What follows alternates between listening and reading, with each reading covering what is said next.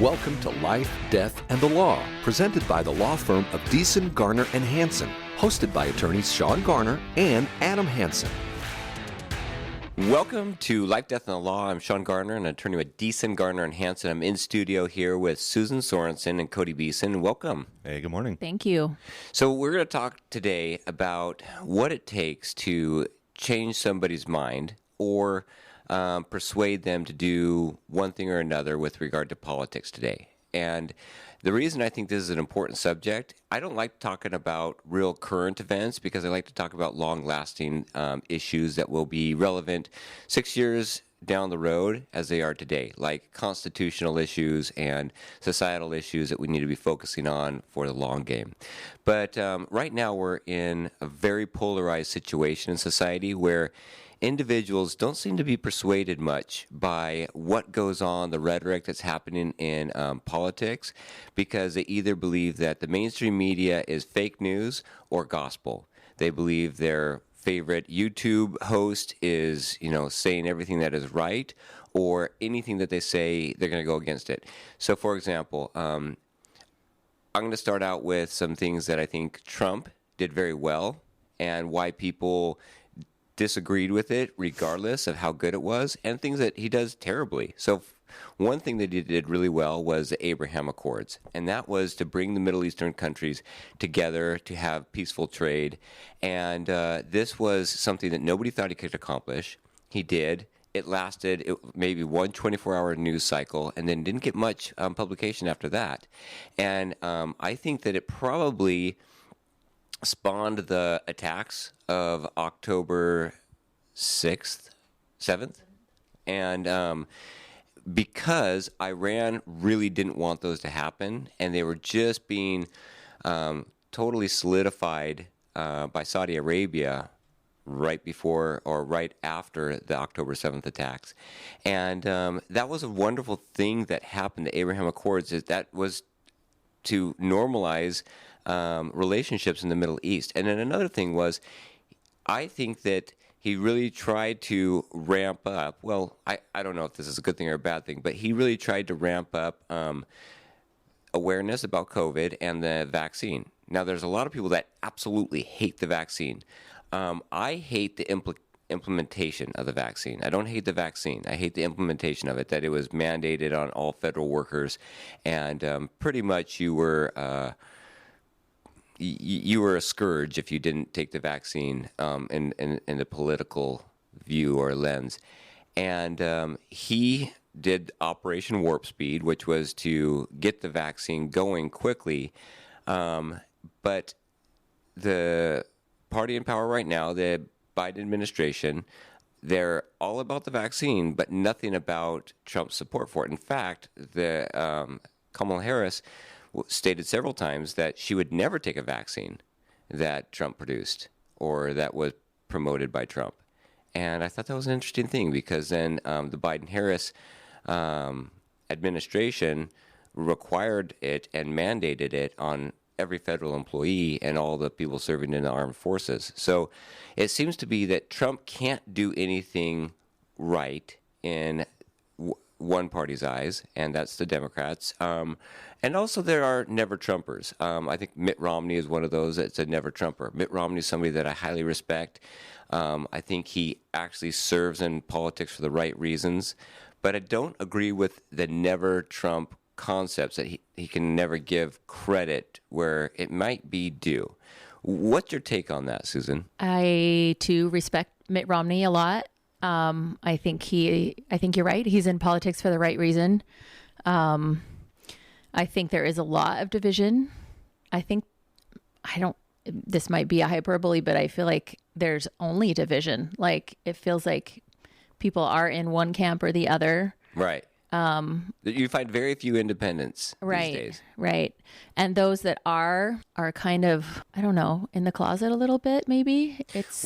So why do you think they're in the closet, either one way or the other? And do you think they're more in the closet on the Trump side or more in the closet on the Biden side or Harris side now? I think a little bit of both. Well, I think rather than what you see as like registered independents being in the closet, I think you see maybe some more registered Republicans that are having a hard time with the Republican agenda that are in the closet, and maybe on the other side as well, some closeted Democrats that are having a hard time with some of the extreme policies coming out of the administrations that are going on. So, okay, I'm interested. What do you think of the Republican agenda offends more people, or the most people? What's the highest issue that really offends people? Offends the Democrats, liberals, or people in general, that the closet Republicans don't want to put themselves out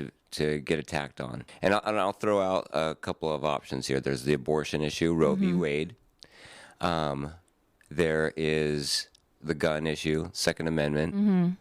Have I got close? So you're asking, I'm not sure I understand the question.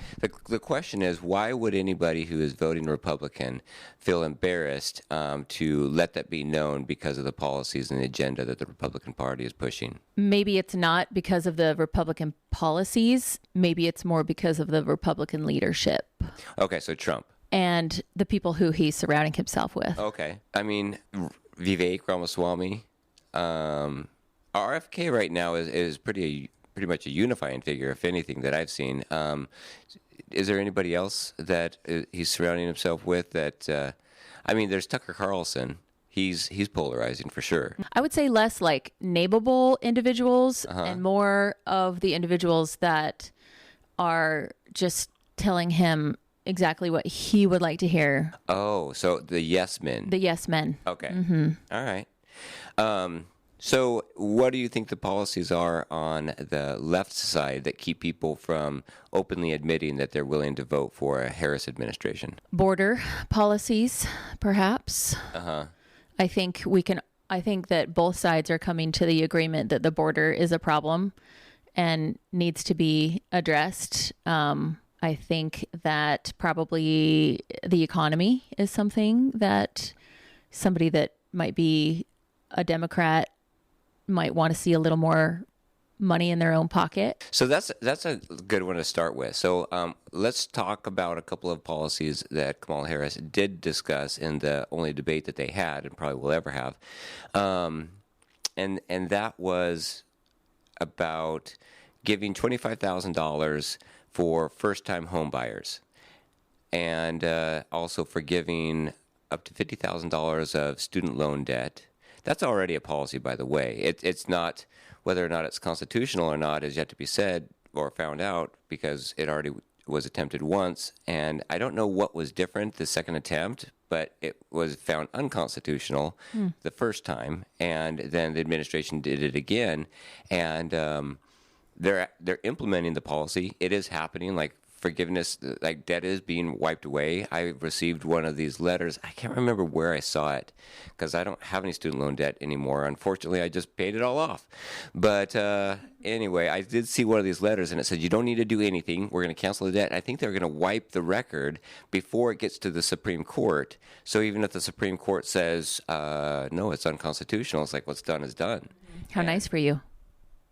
For having paid off student debt? Yeah, well, it took me 10 years. We're still working on ours. Yes, exactly. And that's the point. And I guess let's start there. What do you think about either of those two issues, the $25,000 of first-time home buyer money or $50,000 of student loan forgiveness? Pick one. Well, let me preface this by saying that I am far from an economist and... Don't need to be. What do you think personally about what it does to personal responsibility, accountability, and going forward in our nation as far as building responsible citizens? Well, I think there's always been a little bit of some policies in place that have given low-income people a leg up, and I think that's not necessarily a bad thing.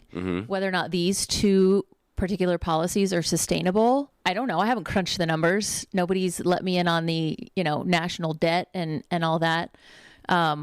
So I think maybe it's a good idea that is taken in an extreme. I don't understand. What do you mean by that?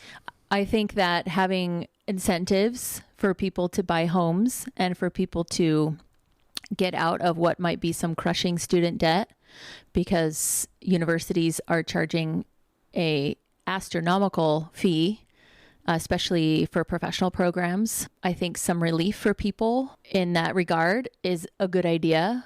Would it be unqualified relief? Like you didn't even have to graduate to get the relief? It didn't have to be in a particular area that's going to advance U.S. policy or even society in general. It can be on any degree you choose, whether or not that degree seems to contribute to the benefit of society?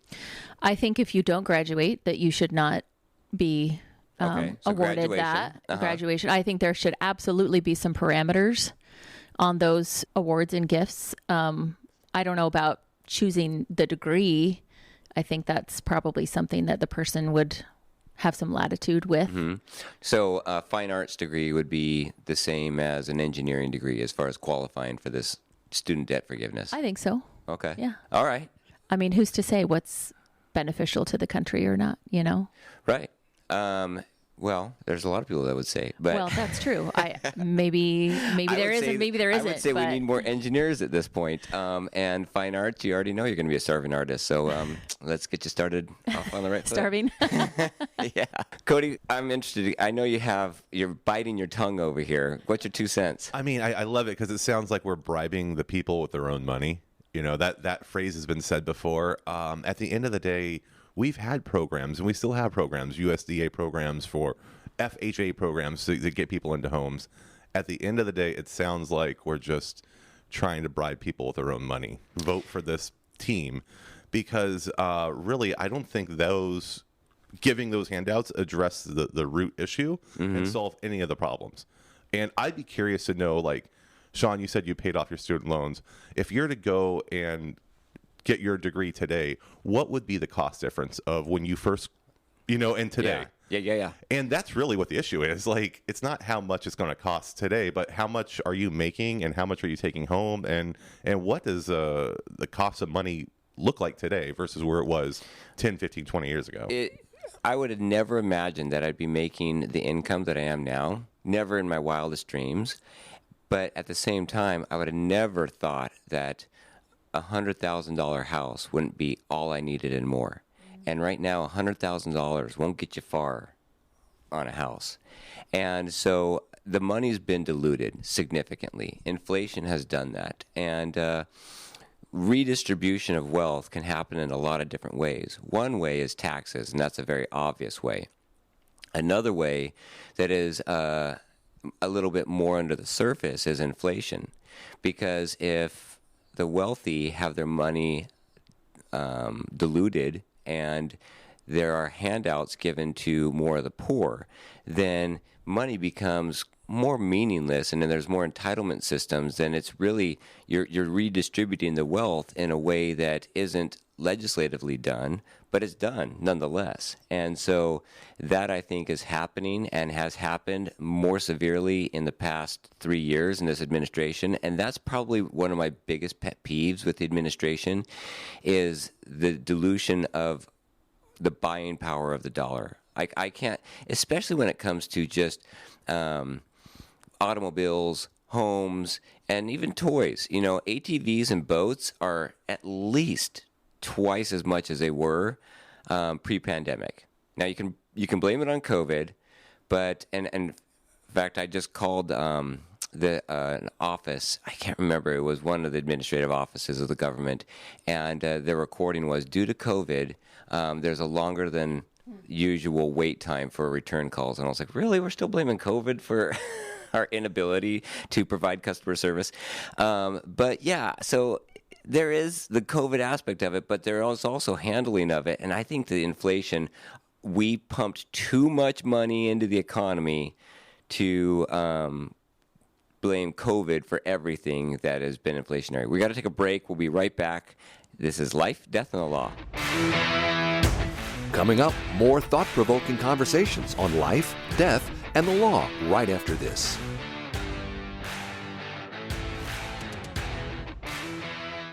Don't miss out. Deason, Garner, and Hansen is hosting an estate planning seminar this October 11th at the Foothills Library. Doors open at 2 p.m., and we will start at 2:30.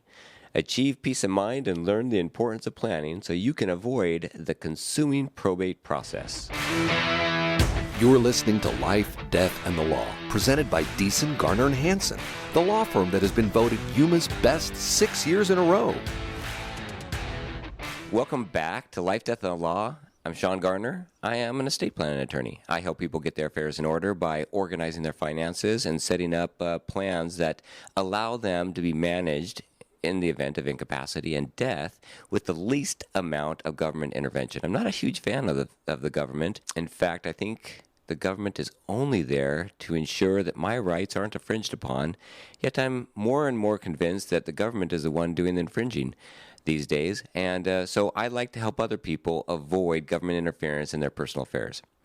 With that in mind, we've got Susan Sorensen as a guest, and Cody Beeson is on the show, and what I want to talk about is, although it is about the election, which is very transient, I want to talk about something that's more long-lasting, and that is the divide between the parties in America today, and what it would take to convince an independent, if they're, I know they're an endangered species these days, but what would it take to find an independent and convince them of one side or the other that they should vote either for the Harris administration and another 4 years of what we've had, or the Trump administration and another 4 years of what we saw previously. And so that's why you're on, Susan. You are the diamond in the rough. Well, I may be a little rougher than you think, and maybe not exactly described as that. I would describe myself as a registered Republican, proud to be a Republican.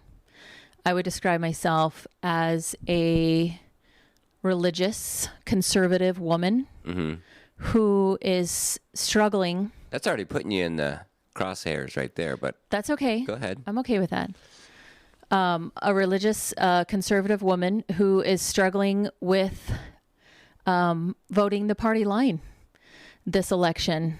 And it's been really hard for me to reconcile my personal, views. I identify with all of the moral and economic ideologies that the Republican Party promotes. So Roe v. Wade doesn't deter you from voting Republican. I think the overturning of Roe v. Wade, and let me get a little more specific. The fact that it was Trump-appointed justices that allowed or did the overturning of the Roe v. Wade decision, allowing the abortion issue to go back to the states. That doesn't offend you or deter you in any way from voting Republican. No, I think that it should be issue in the power of the states. Okay. I think abortion should be left up to the state governments. Okay. And not I don't consider abortion a constitutional right.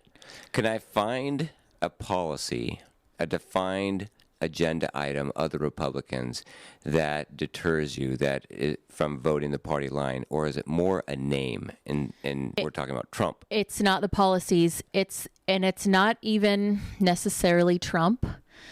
It is what I feel tends to be just what's the word I'm looking for? Well, while you're searching for the word, I think that people have a religious zeal with Trump, either a hatred, and I'm not going to vote for this guy because he's a maniac, or an absolute adoration. And I think both are wrong. I think that Trump is a lot of the things that people ascribe to him, an egomaniac, and so on. But I think that past performance is the best indicator of future actions, and I've very much enjoyed the Trump administration years as far as economically, world affairs, no new wars, not the threat of a nuclear war with Russia hanging over our head, the mass crisis that's going on in Israel right now. So those things I did like about Trump, although I'll tell you, I didn't vote for Trump in 2016. I voted for Trump in 2020. So I'm 0 for 2 right now. But did you think of the word? Well, no, but I voted for Trump in 2016, and I also voted for him in 2020. Interesting. And But it wasn't until after January 6th that I did in 2016. I voted. Okay, so hopeful. that's the thing, January 6th, because I knew there was something that was really keeping you away from voting strict Republican or for a Trump administration, and it's the insurrection on January 6th. Some people call it insurrection. I'll just be fair to the listeners out there. Other people call it a riot that occurred for a day that was a blight on our society and generally civil disobedience in general. But it is nonetheless something. It was a skirmish. I don't know if it was an insurrection. You define it as an insurrection, though, right? I would define it as one of the scariest things that I've seen in my lifetime, an unprecedented breach of our capital domestically. I mean, it's been breached by the British, but since then, not by anybody else. And this time it happened in our own country. Yeah. And that scares me. And I reluctantly voted for Trump again, kind of held my nose and did it because of the party line. And then when that happened, it scared me enough. And things subsequently, how he handled that and is still handling the aftermath of that is... You mean the denial, essentially? Yes. Okay. Is a huge factor in one of the factors why I will not be voting for him. So it is a huge factor for you then. Maybe the defining factor. It started as the biggest factor, but because of current actions or past actions reflect what we can predict in the future, and that he may not relent when he's done with his term if he were to be elected in 2024 and bow out when there's somebody else to take over the presidency in 2028. Is that a concern? Yeah, the peaceful transfer of power is pretty important to me. And the fact that he undermined that in a dangerous way is something that I can't ignore. Yeah. So let me tell you what my viewpoints on it are. I think that I don't think that he instigated a coup. I don't think he actively coordinated a coup to overthrow the government. And that's what it's being portrayed as in the mainstream media. Now, was he okay with the riots? I think that he was, in general, okay with it. And I think that if they would have succeeded in their endeavor to stop the confirmation of the vote, then I think he would have absolutely been okay with that as well. And would he have accepted the overturning of the election and taken another 4 terms? Absolutely. However, I also believe that there's quite a bit of evidence that doesn't get talked about fair enough, that there were irregularities, whether it be for COVID or whatever other reason, that caused enough doubt in the outcome to allow us to pause and postpone the confirmation of the vote. So there I am. I am an election denier, and I also don't believe that Trump was looking for a full-out coup, but I don't think he would have run away from it if one were handed to him. Yeah, I agree with all of that, actually. I think that was well said. So with that in mind, somebody like that is obviously not a George Washington, where he was given opportunity to take over more power, far more power than the colonies should have been willing to give him at the time, because they had just fought to get out from underneath a monarchy, and then they were considering going back into a monarchy. But with somebody who was an angel among men, George Washington, he was the most outstanding citizen. I think I've done a lot of history, and I think that I can't find a better, more noble person than him in our history.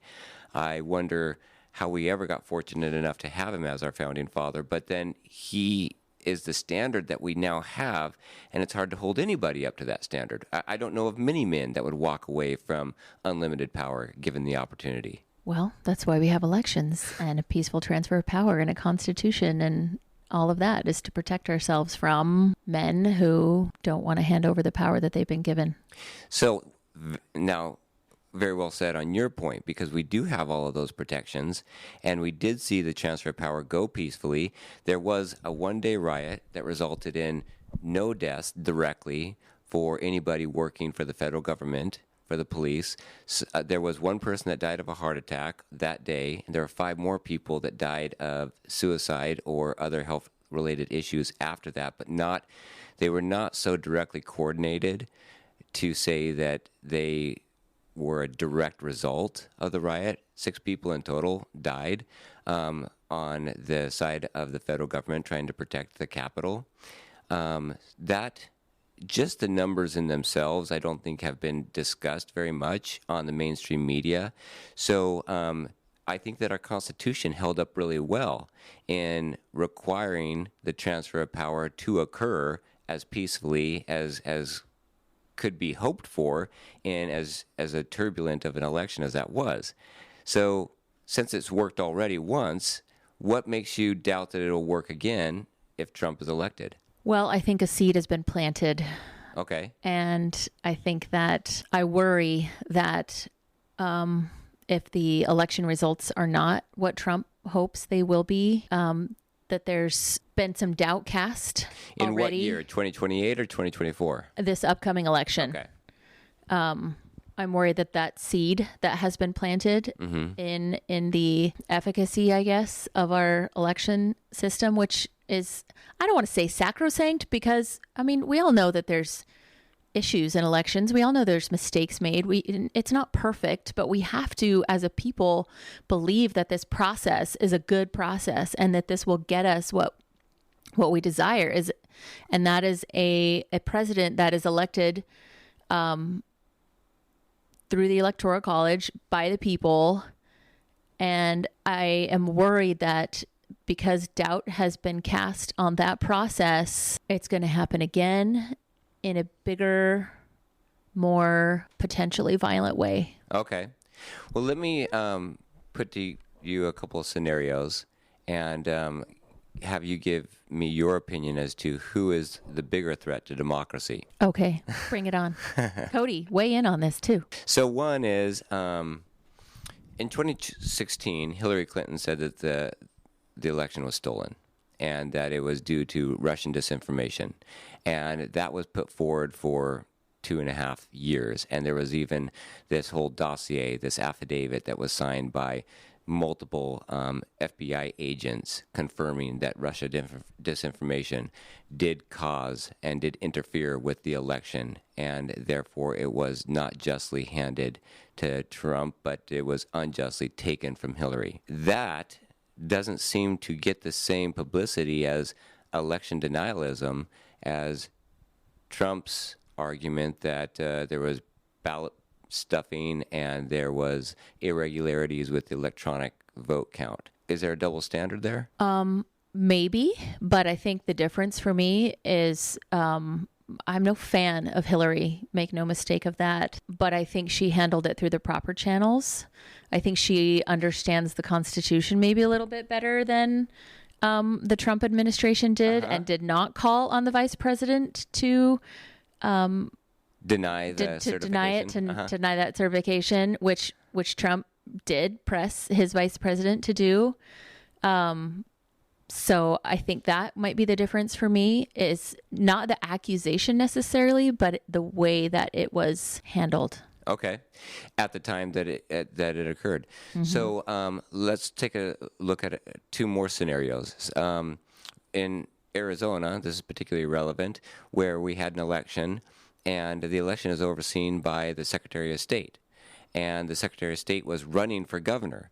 Now, as an attorney, I am very conscious of conflicts of interest. I cannot represent 2 individuals or be involved in a situation where I have a direct interest in the outcome of a matter that I'm handling. Mm-hmm.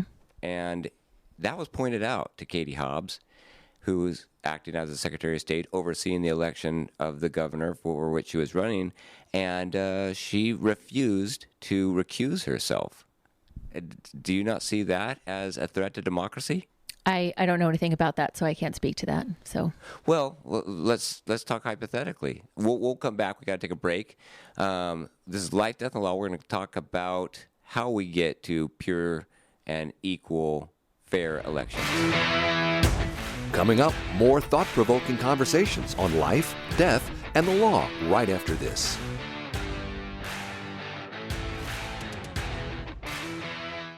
Don't miss out. Deason, Garner, and Hansen is hosting an estate planning seminar this October 11th at the Foothills Library. Doors open at 2 p.m., and we will start at 2:30.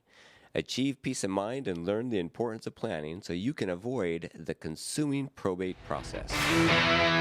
You're listening to Life, Death, and the Law, presented by Deason, Garner, and Hansen, the law firm that has been voted Yuma's best 6 years in a row. Welcome back to Life, Death, and the Law. We were talking off air, and we always get the best content off air. So, Cody, I'm going to bring it right back in with you. Oh, mercy. You and Susan were ganging up against me, and I think that you're siding with Susan just because she's prettier, which, yes, that is true. But Fact check that, somebody. yeah, no, it's 100% that fits. Anyway, you agree with her assessment of what happened on January 6th. I mean, I agree with, in a way, both of you in the sense that if it really was... You can't have your cake and eat it too, Cody. If it was really an insurrection, I think it would be a lot bloodier. I think if they really wanted to ramp up that rhetoric, that would have happened. But having, sanctity for Congress, I can't get behind what happened. Thank goodness they didn't, breach the subway system. It was only what it was, but at the end of the day, wait a second. The subway system? yeah, there's a special subway system that takes you between. Oh, like the underground tunnels. congressionals. Yeah. Thank you for pointing that out, because I and I think a lot of our listeners would be confused about the subway system is more sacred than Congress. No, Interesting. Congress, the whole complex is saying. I see the underground tunnels that they go through. Yes, shuttle between house buildings, and they didn't make it to the cafeteria underneath or anything. But point being is, if you want to sit in Nancy Pelosi's chair, you better write a check to the DNC. Right. You don't get to just do that. You don't get to walk through the halls of Congress. Yeah. And do that.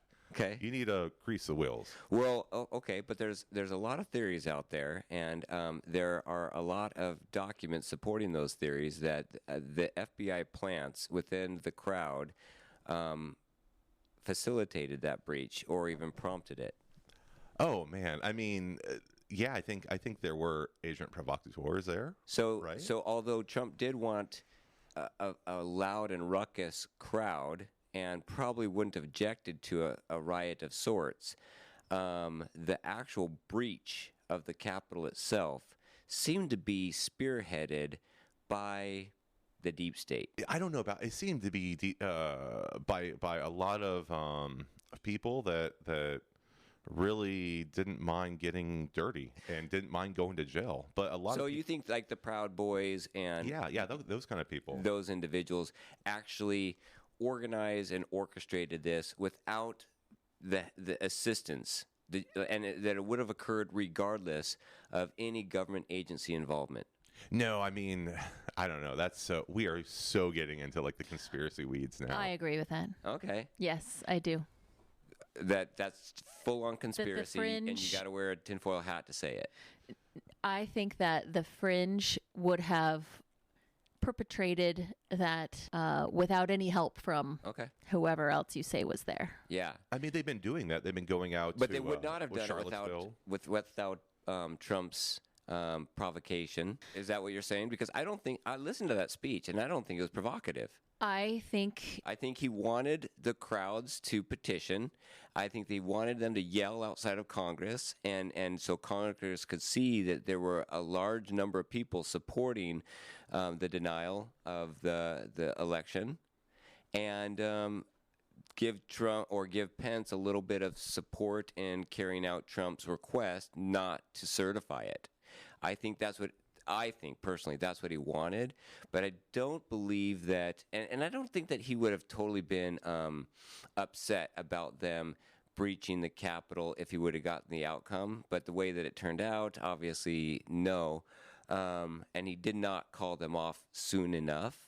But I don't think that they would have gotten past the Capitol doors without some inside plans. I think that the deep state did want that to happen. They did want it as a spectacle to show through media channels, mainstream media channels, so Trump would be unelectable in future elections. That's what I think is the conspiracy. And yes, I am a conspiracy theorist, but so be it. Well, I agree with all of that. Do you really? Well, except for the deep state involvement. Okay, all right. Well, that's a big point. Okay. I do think that Trump. I don't think that he wanted the Capitol to be breached. I don't think he had any intention of that happening.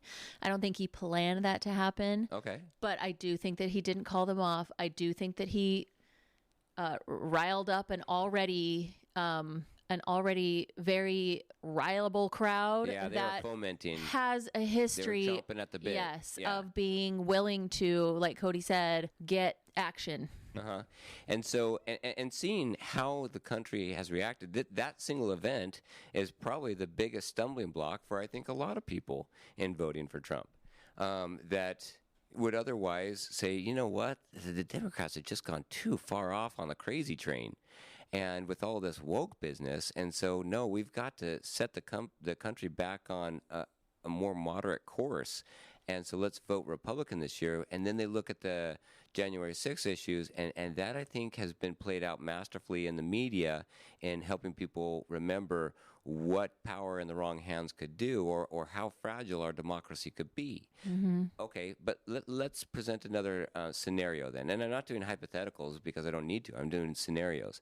So the Katie Hobbs non-recusal is not a threat to democracy. I think it is, just because if I'm running for the president of, let's say, the Bar Association, I don't know, this is maybe not a good example, but I'm also serving as the chair of a committee that selects how the election is orchestrated, then I think that's a conflict of interest that all the lawyers ought to point out. You're in violation of your ethical code, and not only should you not be able to participate, but just your unwillingness to recuse yourself should merit your disbarment. And so that, I think, is the same standard that the governor, the highest office of the state, should hold to herself. She can't run the election that is going to determine whether or not she holds the office.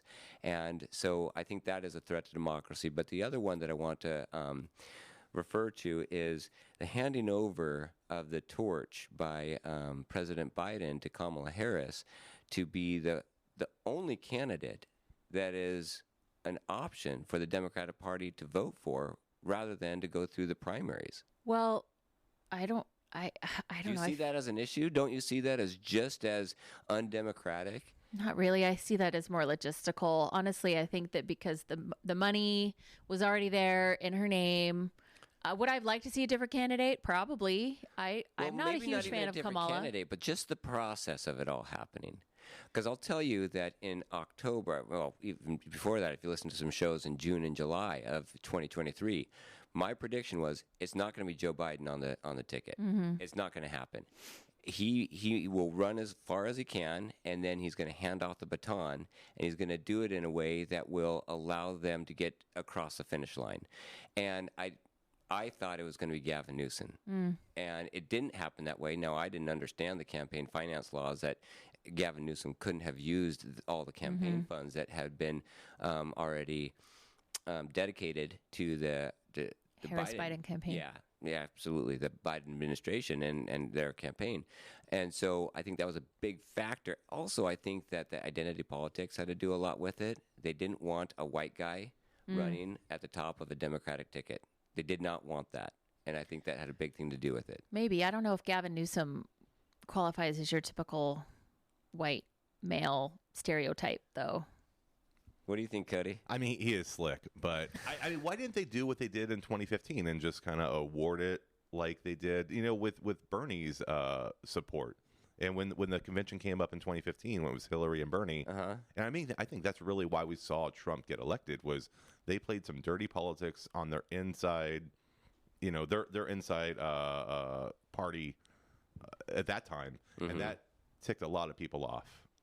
And people either didn't come out and vote for Hillary, or they purposely voted for Trump because of that. So anyways, we've seen them do this kind of shenanigans in their own party years ago. So it wasn't really surprising when they pulled this card with Grandpa Joe. Yeah. That the way that the nominee for the, not even the nominee, now it's the Democratic candidate for president was anointed, if you would, then that doesn't cause any bells or alarms or whistles to go off. No, not really. Okay. Not for me. Maybe would I have liked to see somebody else in there? Sure. I would have voted for them too. Whoever was nominated as Probably. Bernie Sanders. No, that would have been really hard. Okay. Okay. So let's go down that rabbit hole a little bit. So Kamala Harris actually has, when you look at her voting record, she is actually further left, if it could be possible, than Bernie Sanders. That means she's more socialist than Bernie Sanders. Well, I would have to do my own research on that. If that was true, then would that change your mind? Probably not, because I believe that executive power will be checked and that whatever, I guess, quote unquote, socialist policies she would promote would have a hard time getting through all the way. Oh, so your faith in this three-tier system with the government powers being divided among the courts and the legislature is checking the president to the extent that further passage down this socialist or even communist passageway is not going to continue under her administration. I say further because I think that we've already gone down that trail. I think we're heading down that trail right now, speedily. I think that if it does trend that way under her administration, it won't be to the extreme that maybe people worry about. Okay, or so it's not something you can't write with the catastrophize. next election. And I think that if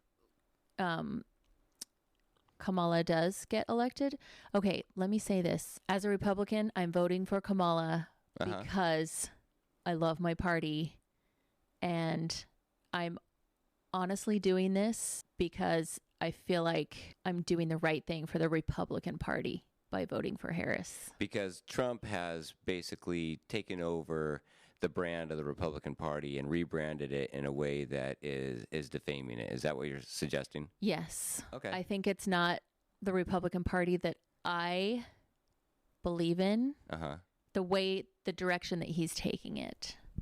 Okay. And that... So you're voting against Trump.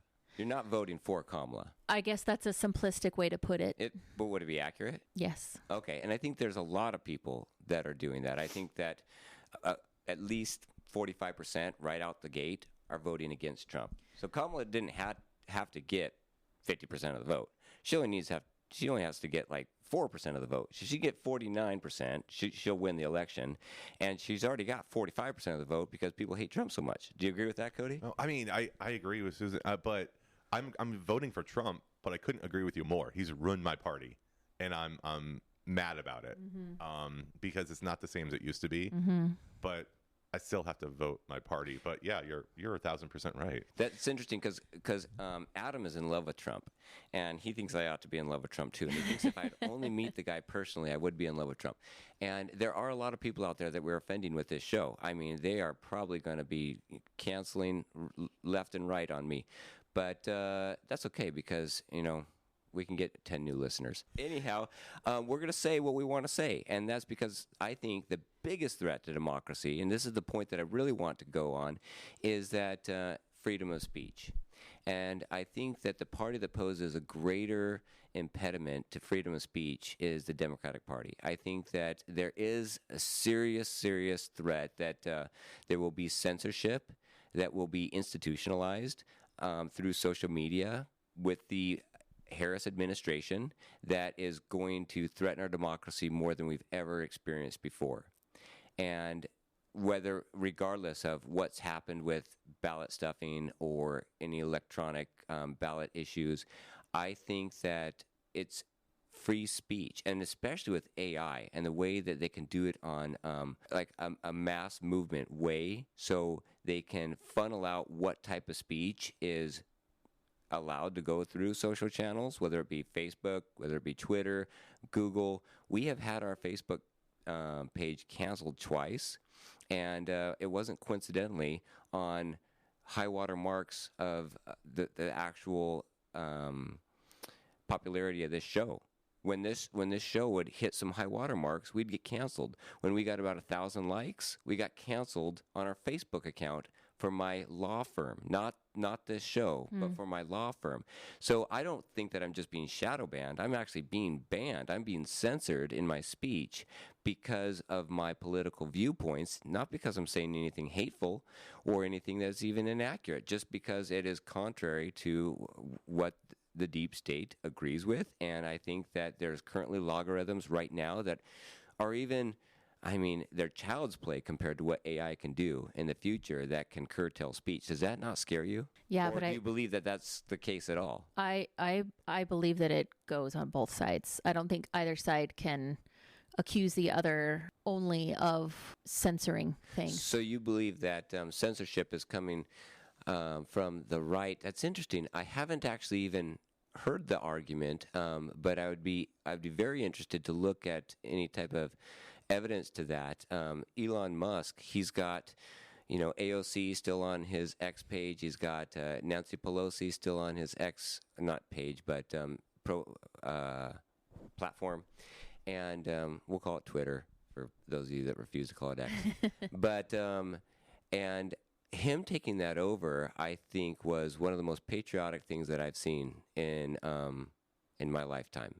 For someone to spend that many $1 billion. No, it wasn't $1 billion. Sorry, it was what do you buy it for? 60? Like 55 million. 40, Yeah, 44 billion. 44. Oh, billion? It wasn't B? It was 44 billion. Whoa. It's now worth about 9 billion. Okay, so it was billion. Yeah. And so for someone to contribute that much of their personal wealth, I believe he saw it and did it for the free speech aspect. And I think that in any other situation, in a 10 years ago scenario, he would be a Democrat.